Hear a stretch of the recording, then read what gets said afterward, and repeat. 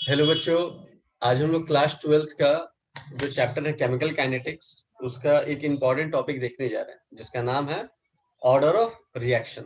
ठीक है, तो ऑर्डर ऑफ रिएक्शन को स्टार्ट करने से पहले हम लोग ये जानेंगे कि what are the factors that affecting the rate of reaction. ठीक है, तो इस टॉपिक को हम लोग व्हाइट बोर्ड पे लिख लेते हैं।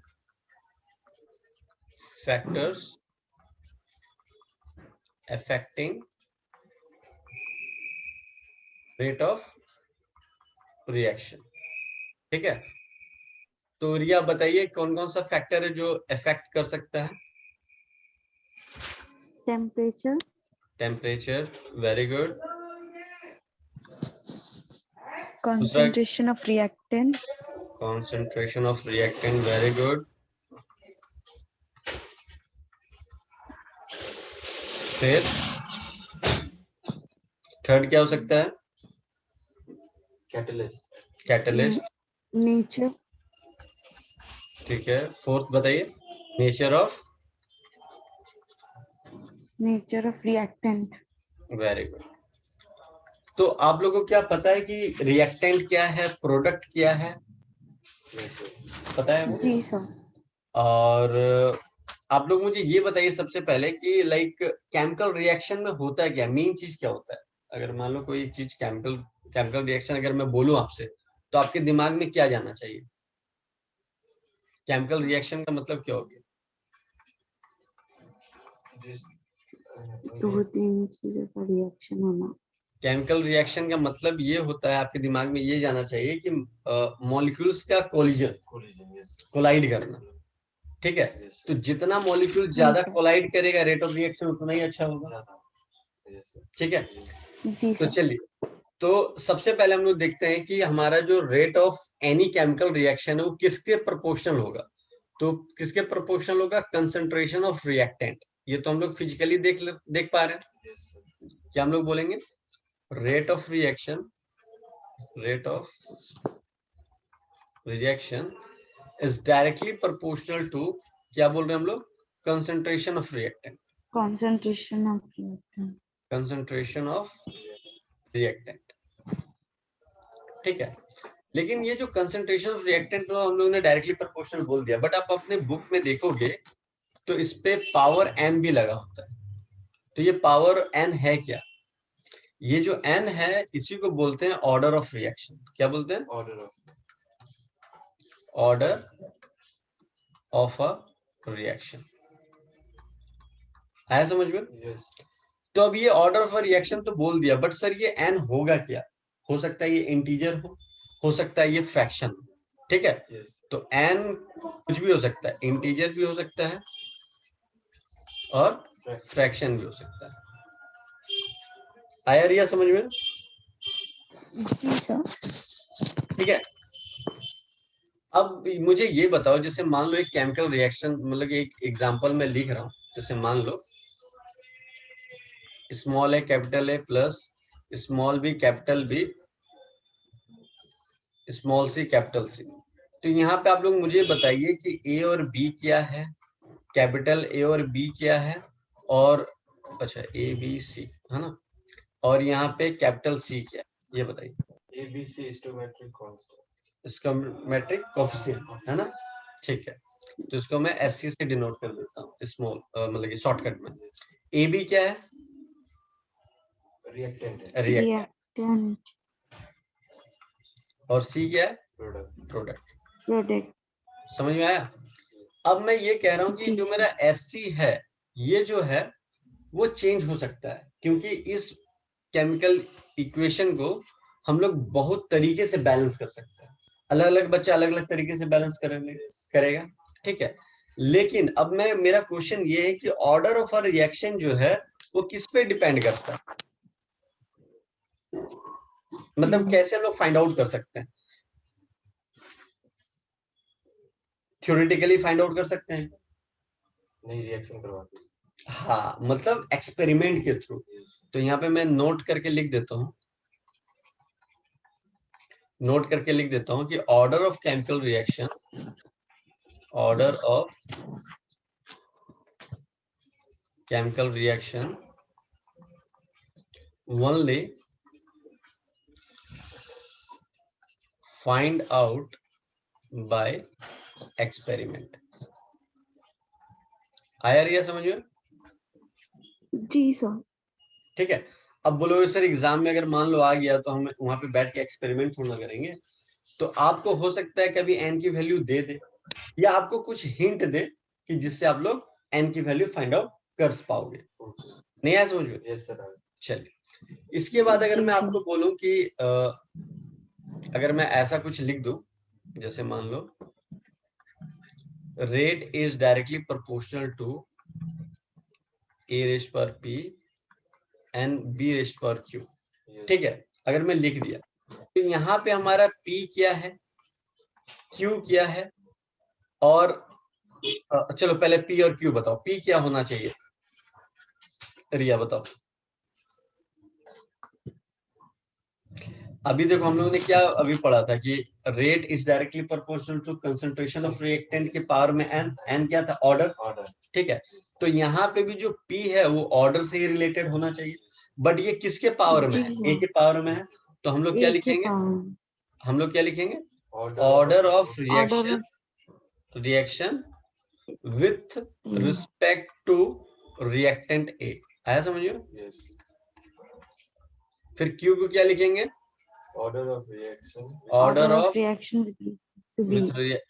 Reaction with respect to reactant B. But अगर कोई आपसे पूछ दे कि भैया ओवरऑल बताओ, ओवरऑल ऑर्डर ऑफ रिएक्शन क्या होना चाहिए? Very good, P plus Q। Overall order of reaction अगर कोई आपसे बोल दे तो आपका आंसर क्या होना चाहिए? P plus Q। P plus Q। Clear है ये चीज? चलिए जी सर। इसके बाद हम लोग आगे बढ़ते हैं। ठीक है, अब हम लोग फाइंड आउट करेंगे यूनिट ऑफ के। अब यहाँ के क्या है भाई? तो जैसे ही मैंने आपको बोला कि rate is directly proportional to, क्या बोला था? कंसंट्रेशन ऑफ रिएक्टेंट की पावर में, यहाँ तो मैंने ये लिख दिया, एक सेकंड, कंसंट्रेशन ऑफ रिएक्टेंट की पावर में एन। तो एन क्या है यहाँ पे? Order of reaction. आपको पता है कि डायरेक्टली प्रोपोर्शनल का साइन हटता है तो एक कांस्टेंट टर्म आता है, तो इसको हम लोग के से रिप्रेजेंट करते हैं। आया समझ में? तो ये के क्या है यहाँ पे? इस के को बोलते हैं रेट कांस्टेंट। क्या बोलते हैं? Rate constant. और कोई दूसरा नाम पता है आपको रिया? वेलोसिटी कांस्टेंट भी बोलते हैं। और कोई नाम पता है? स्पेसिफिक रेट कांस्टेंट भी बोलते हैं। अगर एग्जाम में मान लो रेट कांस्टेंट ना दे करके बोल दे कि स्पेसिफिक रेट कांस्टेंट, तो समझ जाना के की ही बात कर रहा है समझे? वेलोसिटी कांस्टेंट बोल दे तो समझ जाना के की ही बात कर रहा है। ठीक है, चलिए इसके बाद एक चीज और हम लोगों ने यहाँ पे देखा था, क्या देखा था? Small a plus small b capital B tends to small c capital C। ठीक है, अगर मैं इस पे आपको रेट बोला था फाइंड आउट करने के लिए, तो आपने क्या बोला था? Rate is directly proportional to capital A की पावर में स्मॉल p और कैपिटल B की पावर में स्मॉल q, है ना? फिर से यहाँ पे प्रोपोर्शनल का साइन हटेगा तो फिर से k इंट्रोड्यूस करेंगे, तो a raised power small p और b raised power small q। यहाँ पे हम लोग P जानते हैं, order of reactant, order of reaction with respect to A, reactant of A। और फिर Q क्या है यहाँ पे? Order of reaction with respect to reactant of B। Clear है? और ओवरऑल क्या बोला था? P plus Q कर देंगे तो ओवरऑल मिल जाएगा। लेकिन अब कोई आपसे पूछ दे कि ये जो K है, इस K का यूनिट बताइए, यूनिट ऑफ K, तो हम लोग फाइंड आउट कैसे करेंगे? हम लोग दोनों जो फॉर्मूला यहाँ पे लिखा हुआ है, हम लोग इसी के हेल्प से इसका यूनिट को फाइंड आउट करेंगे। तो आइए देखते हैं कैसे फाइंड आउट करते हैं। तो देखिए यूनिट ऑफ के हम लोग फाइंड आउट करने जा रहे हैं। यूनिट ऑफ के ये बड़ा ही हेल्पफुल है, ये आपको बता देगा कि ऑर्डर ऑफ रिएक्शन किस टाइप का है, अगर आपको यूनिट ऑफ के पता होगा तो। ऐसा समझो, तो चलिए पता करते हैं। तो जैसे ही अभी मैंने फॉर्मूला वहां पे लिखा था कि R इक्वल्स टू के ए की पावर में स्मॉल p और b की पावर में स्मॉल q। तो अगर मुझे k फाइंड आउट करना है तो हम लोग क्या लिखेंगे?